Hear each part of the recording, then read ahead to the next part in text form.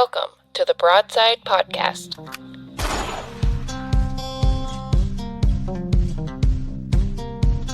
With host, my dad, Andy Elliott. Hello, everybody. Welcome back to the Broadside Podcast. I'm Andy Elliott, and today we're going to dive into the wild world of conservation policy. I'm joined once again by Kelsey Ross, and we sit down and chat with Margen Carlson, the Conservation Director of the Washington State Department of Fish and Wildlife. And Margen gets to share some incredible insight and look into her role in shaping conservation policies, the tricky balance between human population growth and preserving our natural habitats, along with, building trust in landowners and trying to find that balance between all stakeholders. We chat a little bit about some big money funding plans for biodiversity and the state wildlife action plan. But before we dive into that, I wanted to say thanks for everybody who pays attention and listens.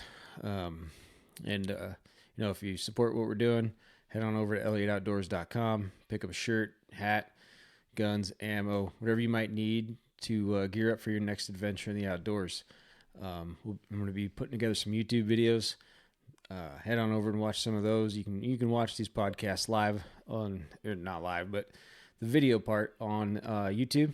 And I just want to say thanks to everyone who's paying attention. Thanks for the outreach, the comments, the input. Keep it coming, and you guys keep this thing rolling. So thank you. And so if you wouldn't mind just giving us a brief introduction and tell us a little bit about yourself. Yeah, totally, Andy. Thanks for having me on. Also, I'm Margen Carlson. I'm the Conservation Director for the Washington Department of Fish and Wildlife. I've been doing this role for just a little bit of time. I started this role in November, but I've worked for the agency for about 21 years in different capacities. So it's fun to step into this new chair and see the work and partners like you guys kind of from a different vantage point. Well, thank you for coming on. We're so happy to have you. You and I have connected in the past, and I just really have enjoyed our conversations. Me too. Yeah, you've just come from this place of wanting to bring people together and do what is right for habitat, for wildlife. And I just appreciate that approach very, very much. But I want to know a little bit more about what your job is as a conservation policy director. I don't think most people know what that is. They hear the conservation policy and they get a little spicy. And that is not what you are. Yeah. Yeah, I would be happy to do that. And I'll come at it from the perspective of, when my mom asks me, like, what is it that you're doing now? And it is a little bit in flux, I guess, too, because it's a relatively new role, kind of the origin story for this conservation director role. When Director Suzwind became the director of the Department of Fish and Wildlife, he wanted there to be a position in the director's office that was really focused on the agency's conservation work and just kind of bringing that like director's office level presence and vision and attention to that work. There's so much we were already doing.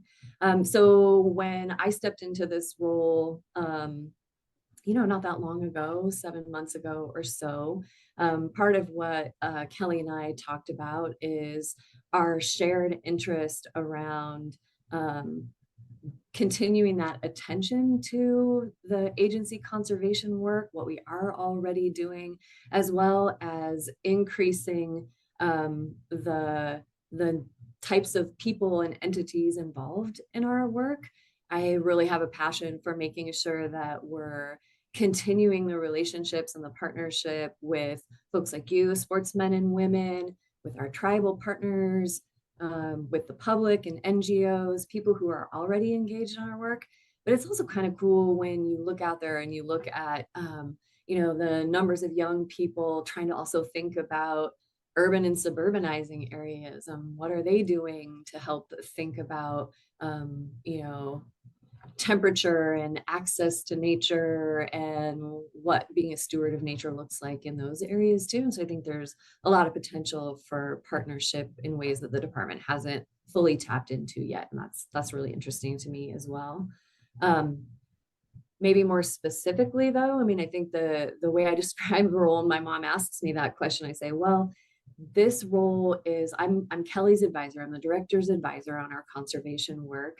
A big part of that role is looking at the big picture and setting a vision for our the long term of our conservation work. But then equally importantly, working with people inside the department, outside the department to really rally folks to that vision. And hopefully by doing that, have increased the pace and scale of our conservation work. And when I say our, I mean all of our conservation work. On a really practical level, I think a lot of what I end up doing is being like a change agent. We're not trying to build out big programs and operations in the director's office. More of what I do is when I or someone else on the big team here sees either a risk to our conservation work or an opportunity to really make it better.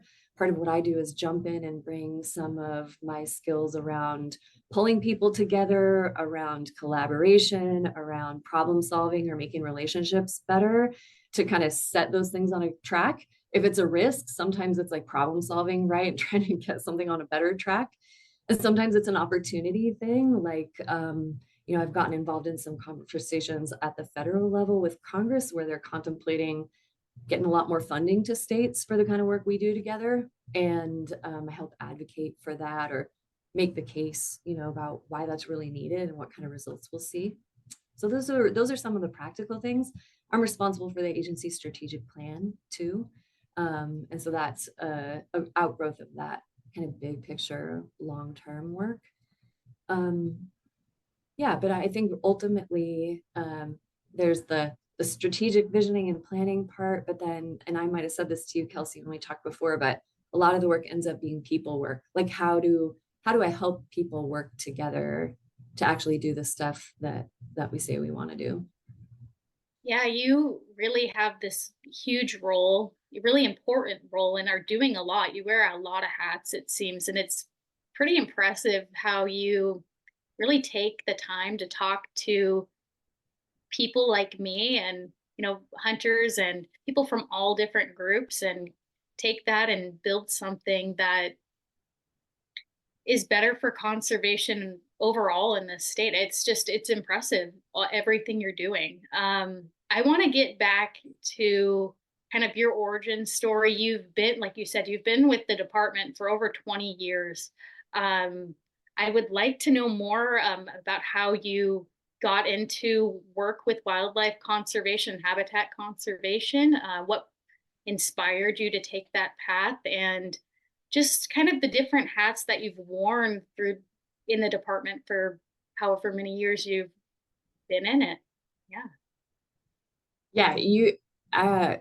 That's one of those questions. It's like, be careful when you ask someone who's passionate about it, and then you're like, oh my gosh, 2 hours later, I'll try to rein it in. My interest in this kind of work is probably not that different, honestly, than the two you guys or a lot of the folks listening. Like I was one of those feral kids outside all the time. My parents were really into the outdoors, boating, a little bit of crabbing, hiking in the woods. So I was one of those kids who was like wading in the stream, catching the tadpoles, or my parents were teachers, so not a lot of money, but we had a lot of time in those summers, and we basically spent it all outdoors, looking for crabs under rocks and counting the sea stars and all that kind of stuff. That was me. And I just never really outgrew it, honestly.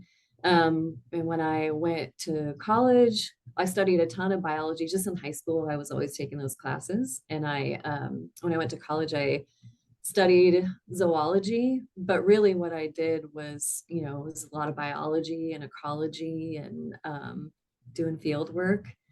And then I thought a little bit about going on in school, but I realized I was more interested in how people use the science that comes from biology to like make decisions and protect those resources.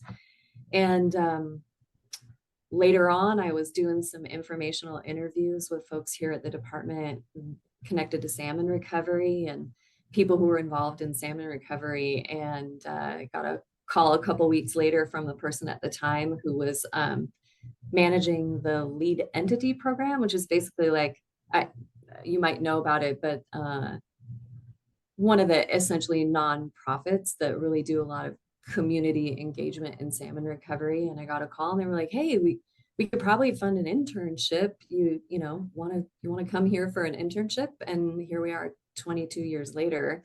I would say my work here at the department kind of fits into three sort of buckets.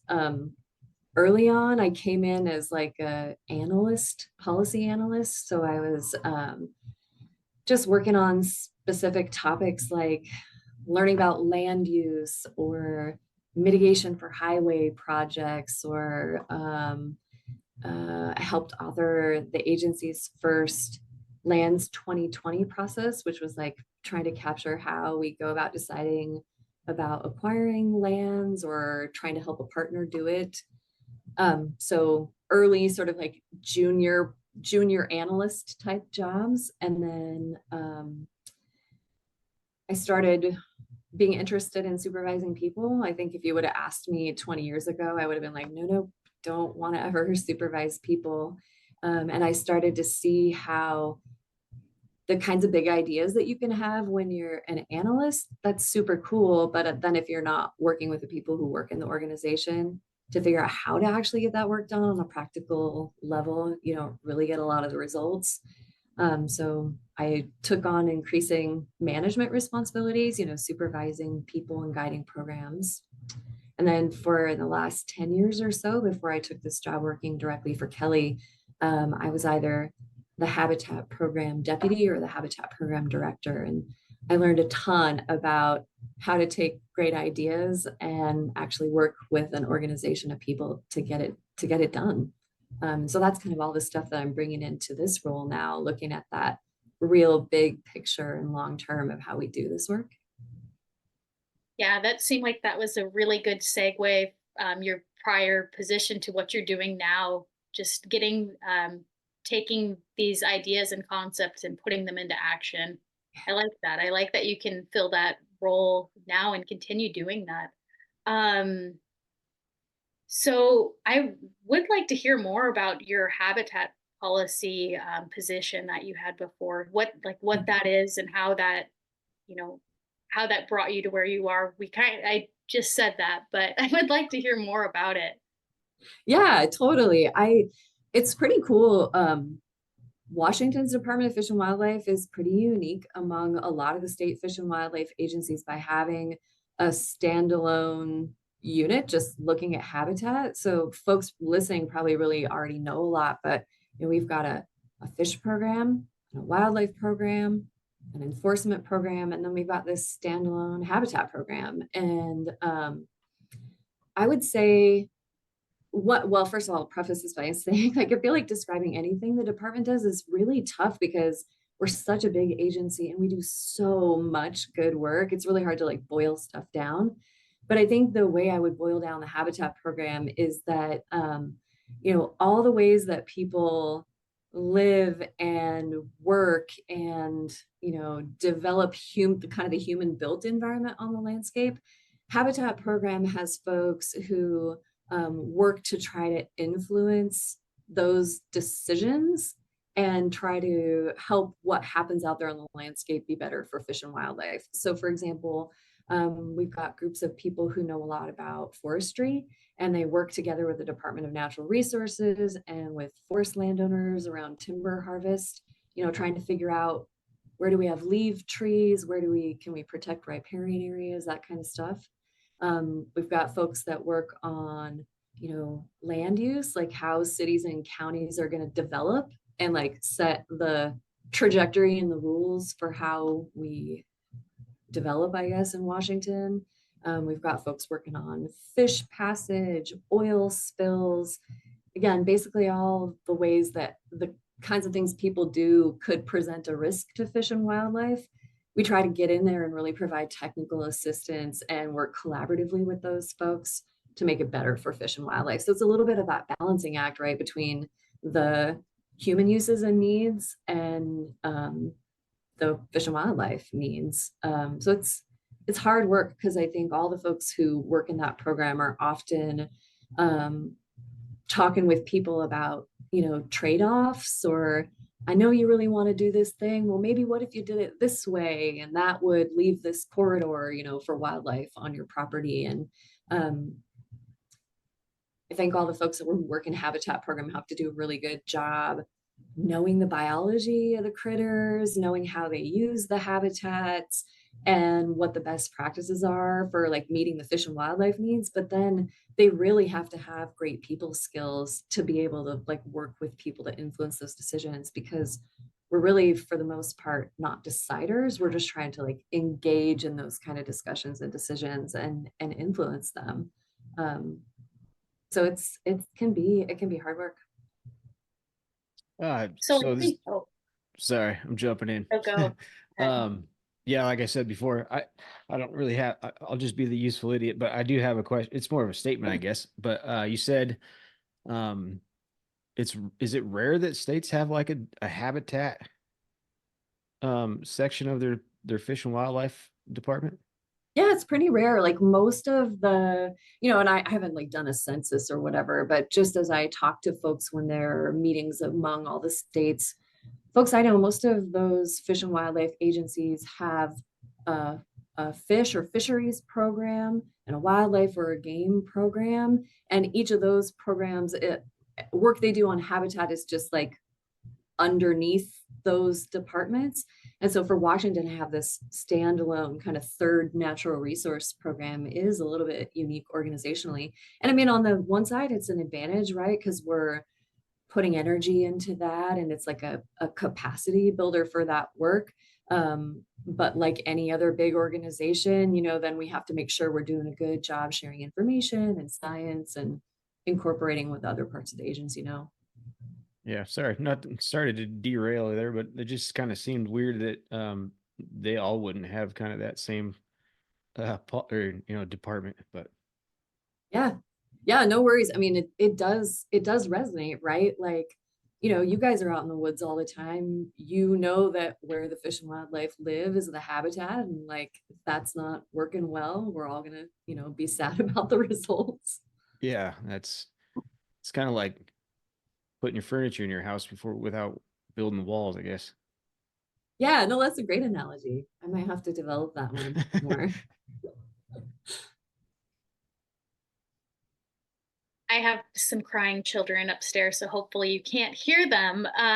But I wanted to, this habitat piece is so important. We live here in this state that is one of the highest densities of people, smallest land masses, I guess, on the west side of the nation. So yeah, it's really important. And I think I know the answer to the question I'm going to ask you next, but what do you think some of the most significant challenges we are facing for conservation here in this state, and how is the department addressing those?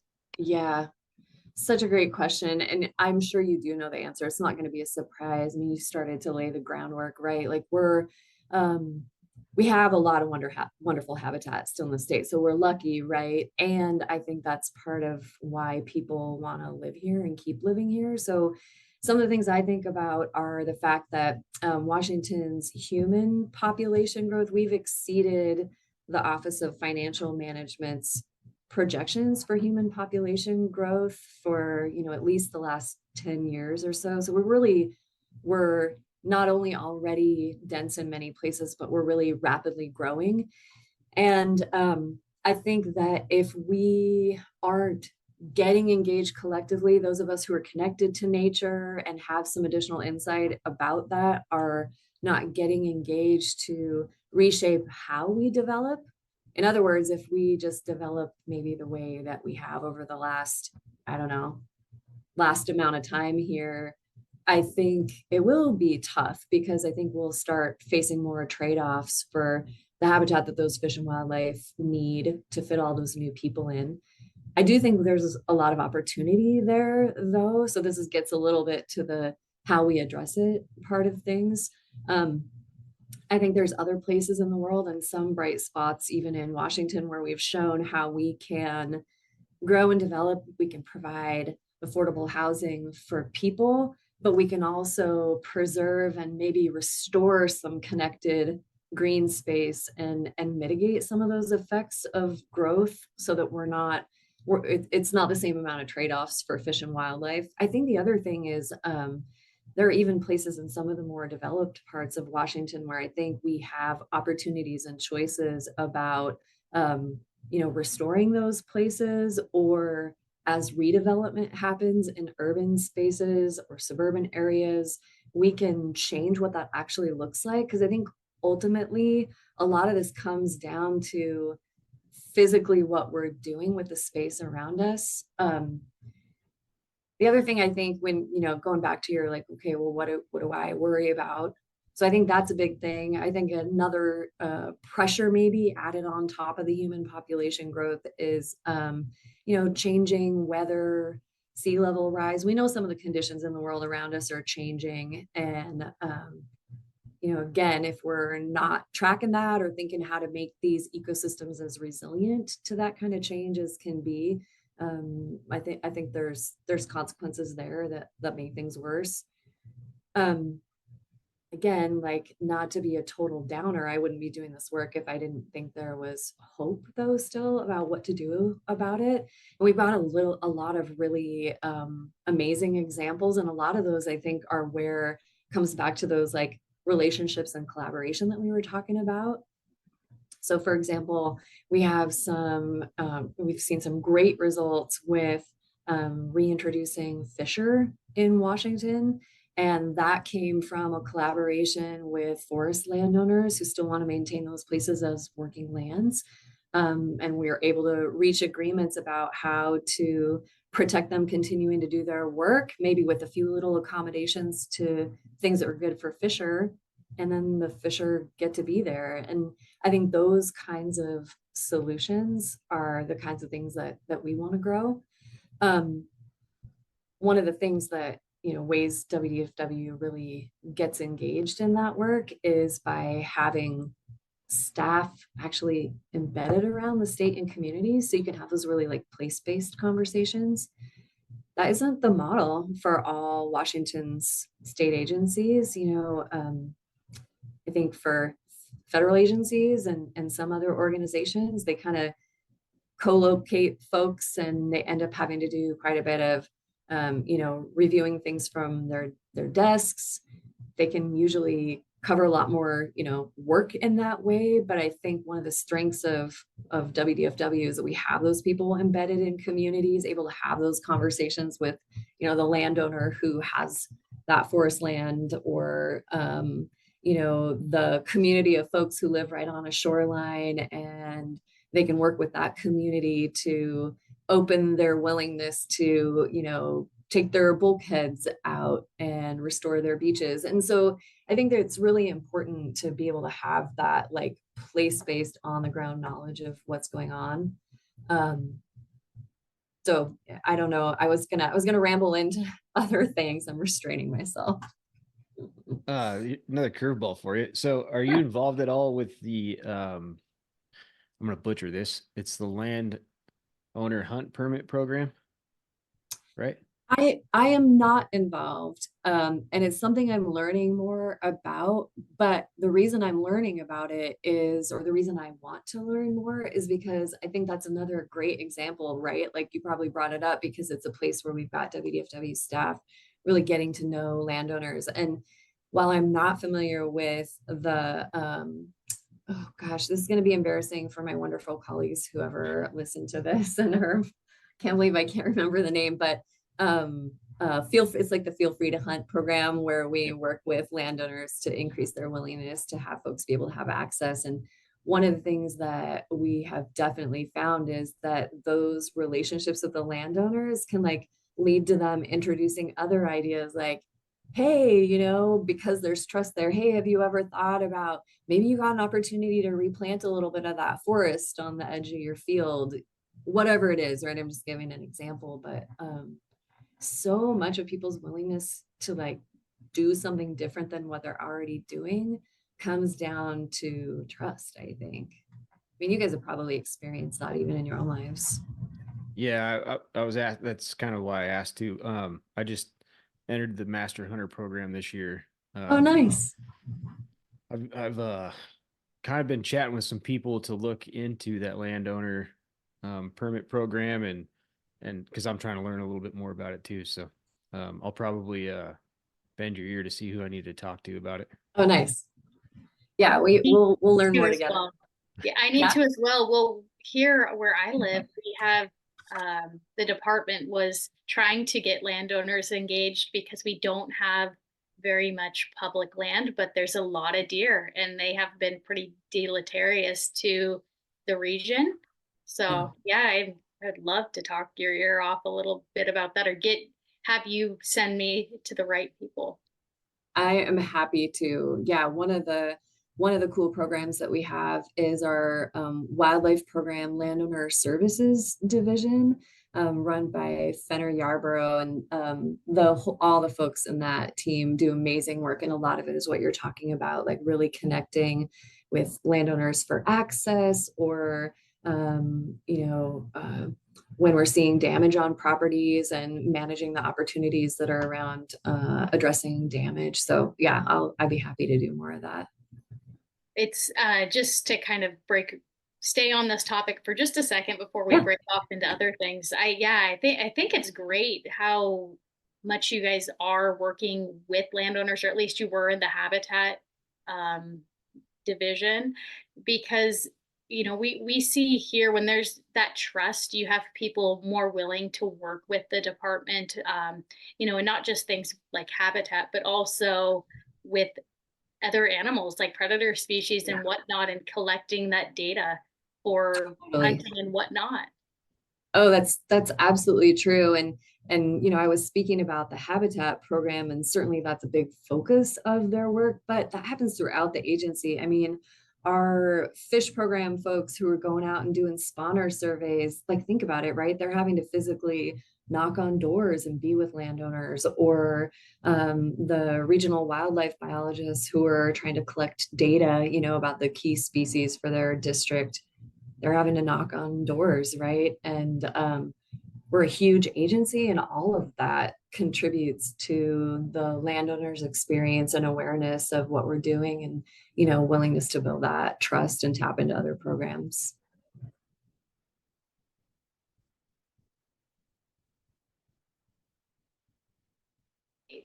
So sorry, I was muted. No problem. I wanted to we've touched on this a little bit, but you've done a lot of work bringing these diverse stakeholders together to tackle these bigger threats to conservation. That's a lot of your work, it seems like, from our conversation. Habitat loss, fragmentation. So how do you balance those differing perspectives and needs of the different stakeholders, because they are quite diverse here in the state? Yeah, totally. I mean, the one thing I'll say right off the bat is I think rightfully so, we're all, like, part of what I see our job being and what we're trying to do at the department is seek those diverse perspectives. And if we're doing a good job, right, we're really tapping into as much of the whole public's thoughts and needs and potential effects that they would experience, which is really important. And I mean, it from going to like a family gathering, diverse perspectives are also hard. Like, it's just hard to navigate that. And I think the way I approach that is starting, maybe some of it is just my personal style and values, but a lot of what I start from is just listening. And whether I'm trying to do that more on like a one-on-one or small group level, or when I have responsibility for putting together more like a process around a thing, like a rulemaking, I try to think about how to set it up in a way that, diverse people have access to that process. And I think ultimately that the people who participate not only feel heard, like, and that their opinion and their perspective is like valid and respected. But I think on the back end for our agency consideration, that often what I end up doing is coaching and fostering that we're really taking that in and really trying to deeply like consider it, even if it's maybe different than the thoughts that agency staff have coming in. That is, I think, the hard work of government, right? I feel like that's not a very specific answer to your question, but I would say that maybe reflecting a little bit of some past conversation we've had, Kelsey, I think there's a lot of that diversity is growing in Washington, especially around fish and wildlife. We've got some data from this survey that's been done a few different times over the years called the America's Wildlife Values Survey. And it's really trying to ask, it's a lot of questions, but it's basically trying to get a sense of like, how do people feel about their fish and wildlife? Like, what are their expectations for how they want to see fish and wildlife managed, or what they even think, what are their values around what fish and wildlife are for? And so one thing that's interesting is you can see actually nationwide, although Washington is maybe farther along in like the growing diversity of opinion, but one of the things that we can see in the data nationwide is that historically, I'm talking like way back, right, hundreds of years, the overall more common cultural value was that fish and wildlife are there for people to use. And that's a really important value. We know that more and more people over time are also seeing fish and wildlife as something to sort of be, to care for, or to have a responsibility for, and, or I'm not using the right words to be like, protect fish and wildlife, I guess. And then there's a lot of people in the middle who are called pluralists, and they're both things. Like, yes, I want to use fish and wildlife, and I feel a responsibility to protect and care for them. And I think I said something at the beginning or earlier in our conversation, right, about my value for getting more different types of folks involved and trying to work for conservation and protecting and restoring fish and wildlife. But it also means like we were saying, there's like more different people with different attitudes about fish and wildlife trying to participate in conversations. And I'm not sure this is like a silver bullet to your question, but I feel like in my role here, I have a responsibility for bringing in, as part of good government, starting with a place of respect for all those different perspectives, trying to see where there's maybe common ground, or even if we're motivated by different reasons, is there like a common action that we could rally around, and hopefully find ways of being like a lead or a facilitator in those conversations that help people feel respected. A couple Fish and Wildlife Commission meetings ago, one of the commissioners asked me a similar question, and I'm worried my answer is like dissatisfying in both cases, because I think ultimately what I'm talking about is like my approach to respecting people and trying to build relationships and have respectful conversations. So it's not really like a technical answer, right? Of like, well, first I do this, and then I do this, and then I do that. Am I getting anywhere close to what you were wondering about? Yeah, well, I mean, I think you have a great approach. I think it's great to listen to people and always have respect from where they're coming from, because we all have our values because of how we've experienced the world. Right. And maybe not all, opinions are created equal, but I think it's important to hear them. I also, I mean, it's just a hard thing. You're in a really hard place. You're dealing with so many conflicting beliefs. I mean, we're seeing this so much in the climate of what's going on with, wildlife management here in the state. It's just a lot of clashing, but it seems like you've done a really good job of finding that common ground of, we have these issues that we can all agree on, and, we need to focus on these things as well. While you're hearing those things, those commonalities, I don't know, I'm impressed. It's hard. And I don't envy the position you have, because it can be polarizing at times. Yeah, totally. Well, thanks for saying that. And I don't do it perfectly either. And I think it's not always, all rainbows and unicorns either. I think the other piece of the work that I do that I didn't really speak about already is also naming hard things. So, you definitely have to start with listening and trying to find the common ground. And then sometimes part of my job is maybe a little bit unpopular because I have to talk about what isn't working. And like, I hear you saying this, then I hear this person saying this, and it seems like there's some trade-offs there. If we do this thing, here's what some of the consequences might be. And if we do this thing, here's what some of the consequences might be. And I think in my experience, like that's another one of those like hardest things for us all, myself included, to do, is like to have to really look right in the face at what some of the consequences are of the choices we make. And,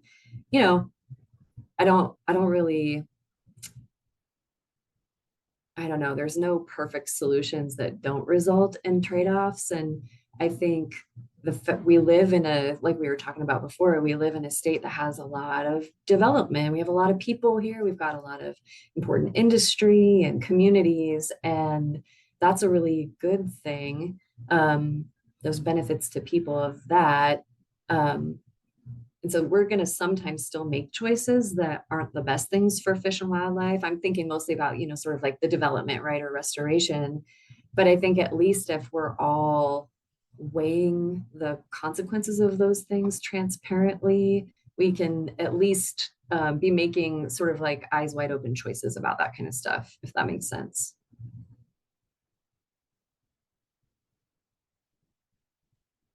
Yeah, it's a tough spot, and I don't know, I just appreciate how much thought goes into it and just trying to do what's right at the end of the day.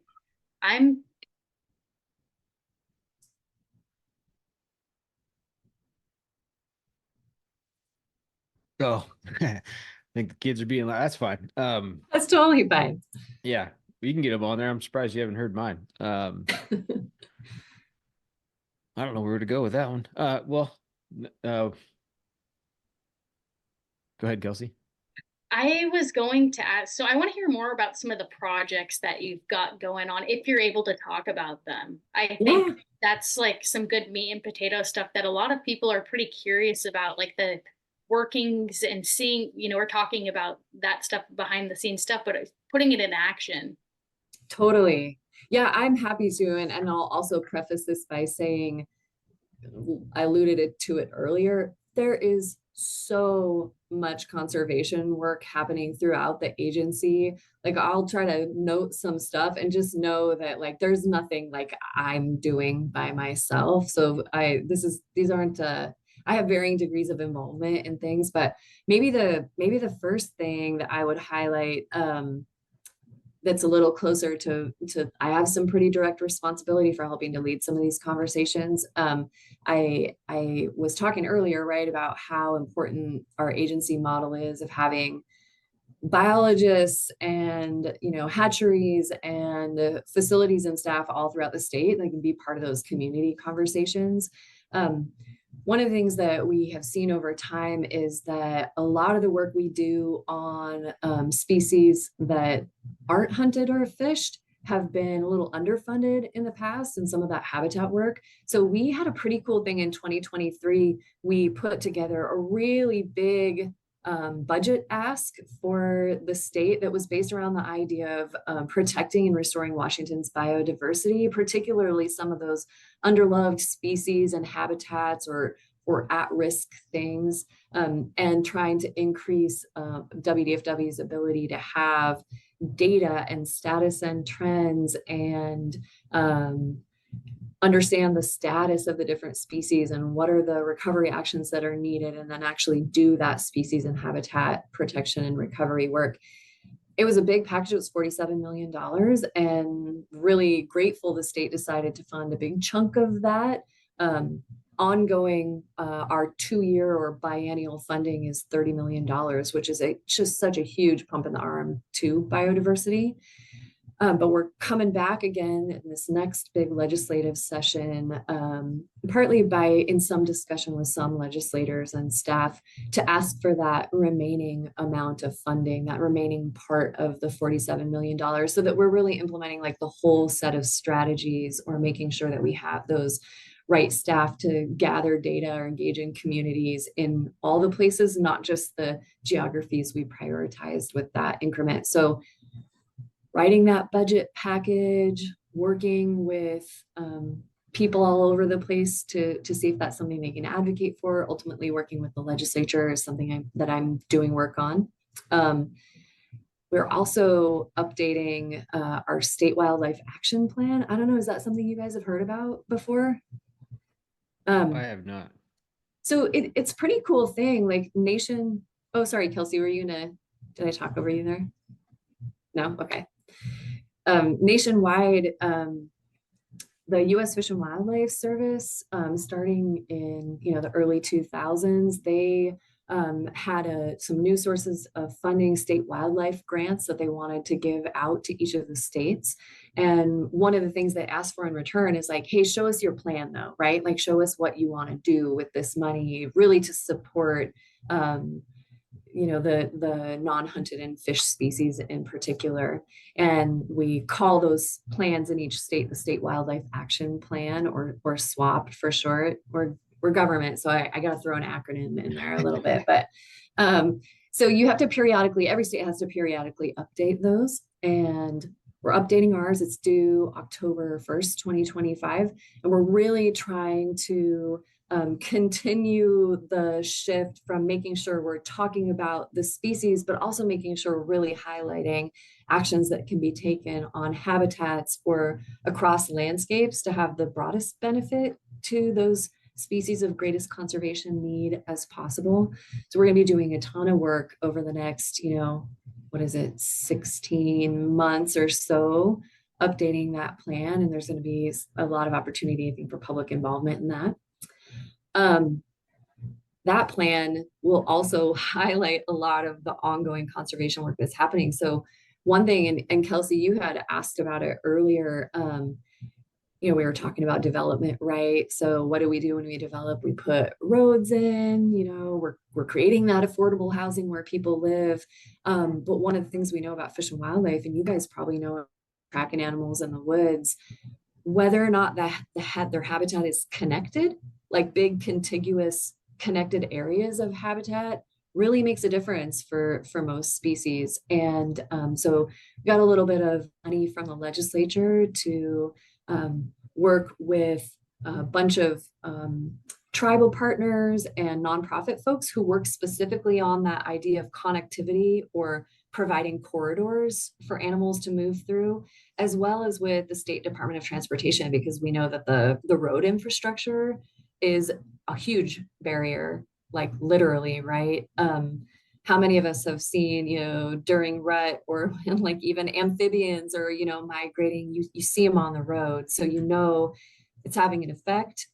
It's also a big deal for safety of motorists. And so we're revamping Washington's connectivity action plan, both relative to the state highway system. So that'll likely lead to more overpasses and underpasses, which is like this win-win, right, for public safety, but also for fish and wildlife, as well as making sure we're trying to identify those places on the landscape. Like, man, if we can we already know animals are using this corridor. If we can just find ways of protecting that and moving development and infrastructure around it, we'll really be preserving those animals' ability to move to where they need to move. And it's a lot of different scales too. I mentioned amphibians, might be salamanders moving across the road, or it might be mule deer winter summer range, or it might be some of the species that have broader migration. So I think especially that's one of those trade-offs that we really are trying to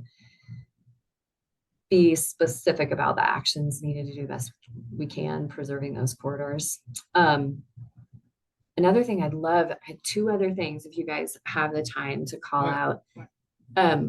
Another really cool piece of work that the agency is invested in is pollinators. So this is one of those things, like, you hear about it a lot in the popular culture, popular media, but it's not a place historically as an agency we had really been super involved in. And yet we know on the terrestrial side of things, like, how important those pollinators are to, like, having the plants there, much less crops and all the human benefits.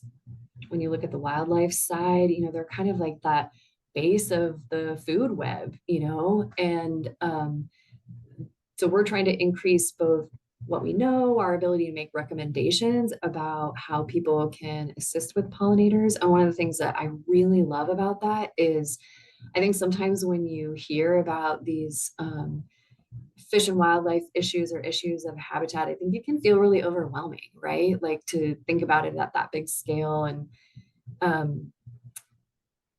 just feel like, well, what can I do to make a difference there? And pollinators is one of those things like, oh my gosh, every single one of us, whether you've got a balcony on your apartment or shared community space or, a little green space along a roadway, or you have the privilege of having more land that you own or manage, like there is so much that each of us can think about doing for pollinator species. And, a lot of it just comes down to like planting more diverse native plants. It's pretty simple. And so I'm pretty excited about the folks here that are working on that, both getting to know what pollinators need and then trying to translate it like through our Habitat at Home program into just some like really actionable, simple stuff that we can do on small scales, but it makes a difference, like adds up when people do it at cumulative. That's what I'm looking for. The cumulative effect of a bunch of people do it is a big deal. And then the other thing I was going to call out, just maybe as an example, we have a really wonderful group of folks that works on the science and the policy of understanding how toxic substances get into the food web. And really understanding, like, we're learning so much more about both how some of these, you've maybe heard the term like forever chemicals, like how some of these forever chemicals get into not just our bodies, but to the bodies of fish and wildlife, which means they have a presence and they build up in the food web. But also some of the emerging toxins of concern that we, of course, didn't know before they were a big deal. And now we're learning that they have unintended consequences, like tire dust is a great example. And so we're really investing in that team, building their capacity to know what's going on and kind of understand on the science side, but then also build that extended team's capacity to get engaged in some of the decision making that we're not the lead agency in, but some of the decision making that influences like, well, what can or can't you do around some of those chemicals, or how can we find alternatives that are actually better, or simple things like some of the simple ways to filter stormwater that take out some of those forever chemicals that we don't want to see providing toxic conditions for coho, for example. So that work is super cool to me because it shows, I think, the teams and the people who are being innovative and responsive to like new kind of cutting edge stuff that we're learning and really trying to make it relevant to decisions and actions that we can take to do something about it. I could really go on for forever. I feel like the risk when you guys ask for examples is like, one of my wonderful colleagues out there is gonna be, why didn't you mention that thing? We just talked about it the other day. Because there's really so much going on. Yeah, I'm in the construction world, and as you mentioned, like the change in things, I've seen over the last while that there's been a push not only in what we're allowed to do, like with the water we put on the road, Yeah, but like there's a project down here that they're using Filterra, like catch basin deals that the stormwater runs into, filters, and then there's like a tree planted in it on the side of the road. Is like, yeah, yeah, I've seen a lot of that kind of stuff start moving that way and evolve, like the development to kind of help with nature as well. totally. One of the other cool things that if you haven't taken a look at it, just the notion of like, they call it biophilic design, but it's basically exactly what you were talking about, Andy. And like a lot of the things that we find are good for, removing pollutants or preventing big pulses of like flood water, from running through communities actually end up being things that people really enjoy too, like streets with more greenery and they're just more inviting and they bring the temperature down. And, I'm not, some of those things and changing to some of those technologies certainly take money too, which is why I'm glad, and I always look for where there can be public support for that kind of shift. But it is pretty nice that those have people benefits too. And so I'm hopeful that like over time, more people will see that and it'll start to be more of like the norm that people expect in the places that they live and work. I think that will really change things when it starts to be people's expectations about what they want the places they live to look like. Yeah. Yeah. Well, I will say this: if you ever need to study starlings or Scotch thistle, I've got plenty of both over here. So. I hear that. My husband and I just built a house recently, and our county is great. They have like really restrictive rules and they're really careful about development. So we've been trying to improve the buffer to the wetland that we live near. And I've been out there picking invasive species and trying to manage blackberries. And, it takes work to manage some of that stuff. Yeah. We can trade starling tips later. Yeah. Yeah. But the Scotch thistle is like, it's just a uphill battle. Like, we got 25 acres and it's a backpack sprayer is the only way I can kind of get through a lot of it to get to it. And, yeah, it's no fun. It is no fun. I recently learned that through like Home Depot or Lowe's, you can buy really high concentration vinegar and way different. Like I guess normally what you buy in the grocery store is maybe more like 5% vinegar. And when you can get like 30%, 50% concentrations. We've had some good luck with thistle, and it doesn't quite get the blackberry, but we've had some good luck with thistle on that one, just in case you haven't tried that one out. Yeah, I have to try that. I'll try it. I put Dawn dish soap sometimes and it helps kind of stick to it. But we've looked up like possible uses of the Scotch thistle or something like that, whatever we could use it for, because I got plenty of it. Can you eat it? I haven't looked into that. Did you find any good uses? There's like some medicinal, like, I don't know how much of it's real, but there's like theories on it doing medicinal things with like the leaves and teas and stuff like that. But I'll let Joe Rogan try that first. It's really neat to hear about how much the department's doing other than what people probably think about when they think about WDFW. Like I was excited to hear you talk about forever chemicals because I'm hearing so much more about that with like freshwater fish, for example, and just, and how that affects people. And when we're fishing and eating that and, the bioaccumulation in our oceans and everything like that, it's a real issue. And it's neat to see that how much you guys are doing and looking at the things that people don't normally think about when they think about you guys. It's totally. You guys are an all-encompassing organization doing it's very so true. much. It's neat. Yeah.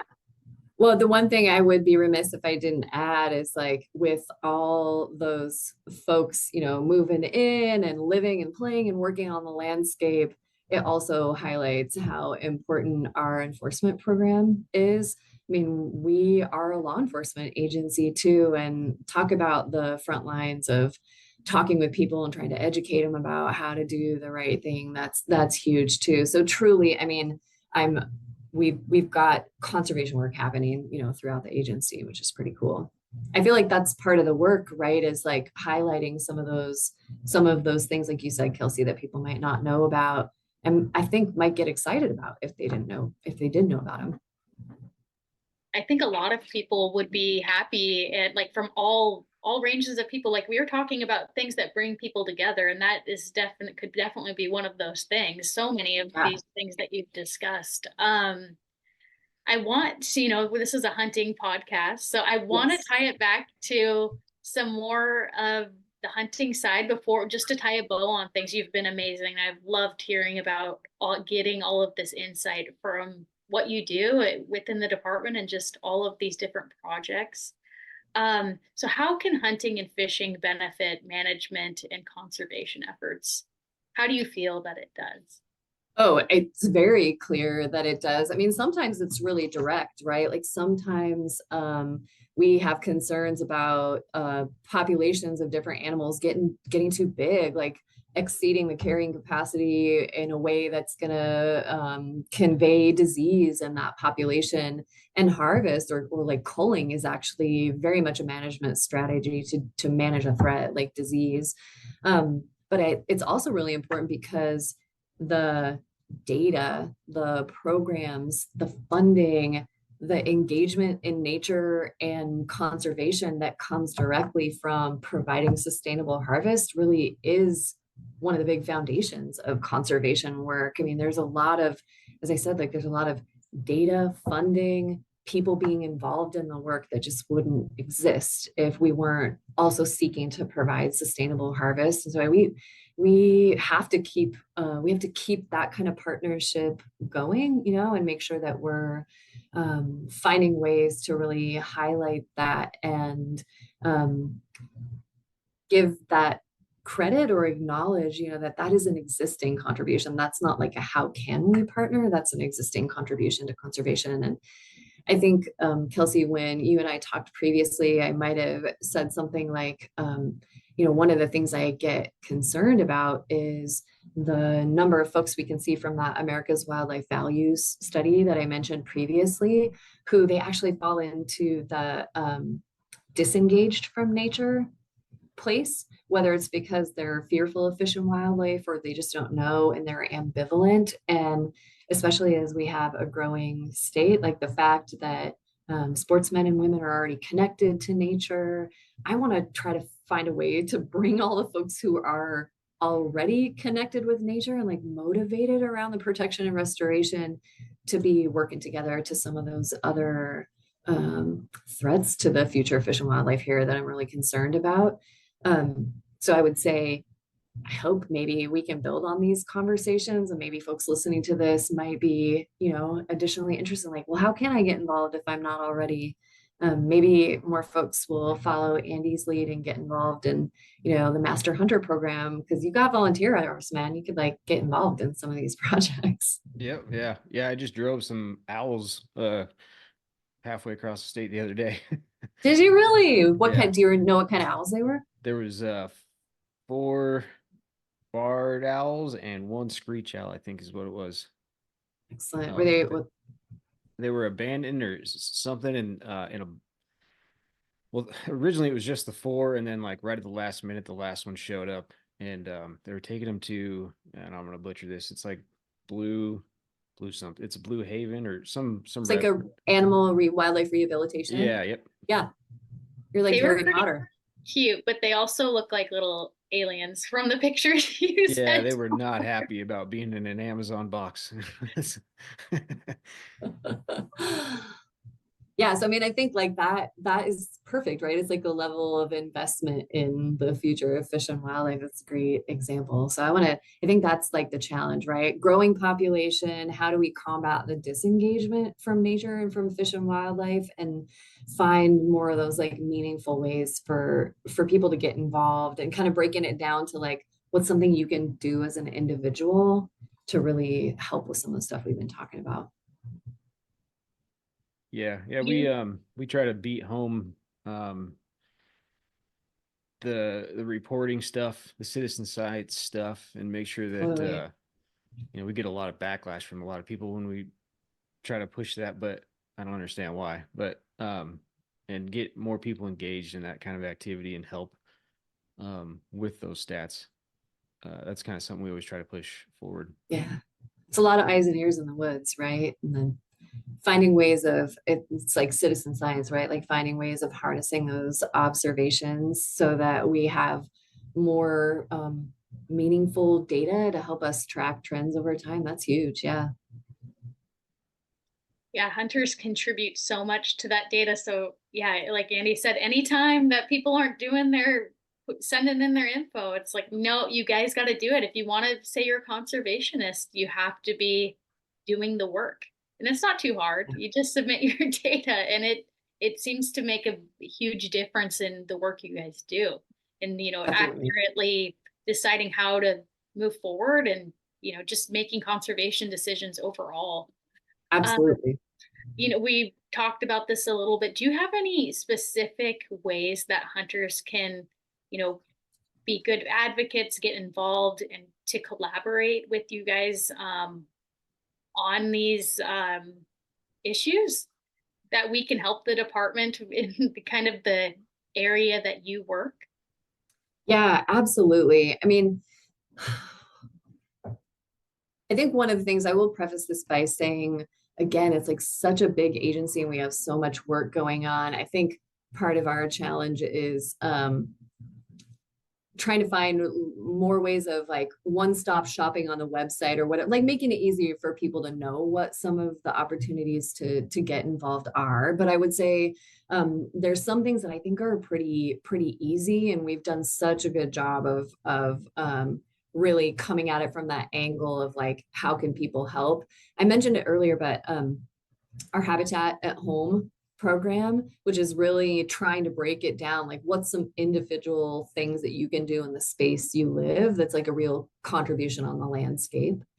I think the other thing that's maybe a little bit, it's a little more boring, or I think sometimes this is harder for folks because not everybody has the patience or like the mental energy outside of all whatever your professional life is to comment on things or get involved in plans. But when we do something like the State Wildlife Action Plan and we have public comment, I would say it's as valuable for us. Like, first of all, you have important observations, and I know it, like Kelsey, from some of our past conversations, like you are making observations about what's happening in the communities that you live in and what you see the responses from the wildlife that you observe being. And so, to the degree that you can offer those perspectives or help us take a little bit of time just to tell us what you see, and if you're willing, to have us follow up if we have questions, indicate that through one of the ways that we're like gathering public input. But the other thing that I would say is watch, if you can, what kind of rules your community is putting out there about development. Even if you pick a focus, something like corridors and connectivity that we know has a huge effect on wildlife, and you can watch the kind of decisions that your community is making and try to think about it through the angle, or even just express your value, like, hey, please consider wildlife connectivity and connections in your plan, try to preserve those and enhance those. In my experience, working for government now for a really long time, it's more rare to hear from people saying what they want to see or what they support in something, a plan or decision that's happening. And so it's really valuable for us to hear those perspectives. I think if you're really up for more direct involvement, things like what Andy's doing, like we have a pretty great volunteer program, and we're trying to make it even better and even easier for folks to say like, hey, sure, I've got like, I don't know, 3 hours a month. Like I could sign up online and see what kind of stuff is happening nearby me that I might be able to contribute to. So there's some of the easy ways. I think the other thing is, if you're really like a black belt, like I know Kelsey is, I know Ryan Garrett is, and you can track what's happening like at the state legislature, watch for, there's a lot of folks out there that are trying to highlight bills or ideas in the legislature that might have an effect on fish and wildlife. And if you can just stay engaged and try to learn and ask questions, that is like the ultimate, I think, of being involved in the civics part of helping fish and wildlife. Those are some of the things that readily come to mind, but I know you both are really engaged. Are there ways you were thinking about of being involved or being engaged that I didn't mention that you were hoping to talk about? No, I mean, I think that's great. I think getting involved in these smaller projects, volunteering, participating in habitat projects that, help restore riparian areas or whatever, or taking care of invasive species or making your the area around you more suitable habitat. No, I think that's great. I was really excited to see that backyard habitat program as well. I've seen some people have some signs in their yard too, so it's neat to see. I'm a plant person as well. I'm kind of a freak about that and my foraging, and it's nice to see people putting all of these native plants in their yards. I love that. Absolutely. Yeah. And I think you kind of said it, and I just wanted to emphasize that. Like, I think it's sort of cheesy because I remember I heard about this in elementary school, but that whole idea of like, think globally, act locally. But I think what you were speaking about is like, find what you're passionate about that's close to you in your place. And if you kind of lean into that, my experience is like, it will grow from there and you'll find the other people who are interested in that. And it has a way of like building momentum in a community. And I think most of the like most lasting changes that I've seen happen on the landscape that are good for fish and wildlife, they almost always have that, like a core of people who like live there and they care about it and they're advocating for that thing to happen or that thing not to happen. So like don't get overwhelmed either, right? Like I know I was talking about a lot of big picture stuff at the statewide scale or landscape connectivity, but I think if like we can, as sportsmen and women and people engaged in conservation, really become a network of people watching out for that kind of stuff in our own areas, I think it does add up, right? It like ends up being a network of people contributing to conservation. So don't get overwhelmed if you can't like go to a, I don't know, public hearing of your county or whatever on the rules that they're adopting. Like what you do close to home, I think really makes a difference too. Yeah, and I've noticed there's kind of a like spot for everyone too. Like you were saying, like if you don't have the brain capacity like I don't to go talk in front of the legislative people, you can always drive some owls across the state, right? Totally. That's so true. Yeah, it's like finding your conservation fit. Yeah. Yep. I don't know, Kelsey, did you have anything else you wanted to hit on or? No, I mean, I think you've been a great guest. We've appreciated having you on so much. It's been a great conversation, and I like that we can bring hunters into this other side of things. I think it's important. Or like emphasize how hunters are already part of it and hopefully like grow it. Yeah. No, I really appreciate you guys inviting me on. It's such a pleasure. And thanks for like welcoming me into the conversation and getting on the bandwagon of the stuff we want to be doing together. It's so powerful. Yeah. Yeah. Thanks for coming on. We try to do our best to spread the right information and battle misinformation, especially on the social webs. I'm sure you guys have heard quite a bit lately. Yeah, well, people are passionate. I'd always try to remember when people are worried, it's because they're passionate about it, right? And they care about it. Yeah, absolutely. And I mean, realistically, no matter what side of the aisle, if there is one you're on, we all do want the same thing at the end. Really. So, but yeah, I appreciate you coming on, and I'm definitely going to hit you up with some starling tips, and okay, good. We'll find a little bit more about that landowner hunt program too. Yeah, that sounds great. I'd love to connect you guys. So let's do that. Thank you for being such a great example of like the wonderful individuals that exist within the department. It's important to highlight that. You guys get a bad rap sometimes, but you're full of them. There's a lot of amazing people that work there. So thank you. Yeah, no, you're welcome. And I my job is easy because there's so many amazing people here doing the work and like dedicating their lives to it. So thanks for creating a spot for it. Yeah, let's talk again sometime. All righty. Well, thank you. Thank you, Margen.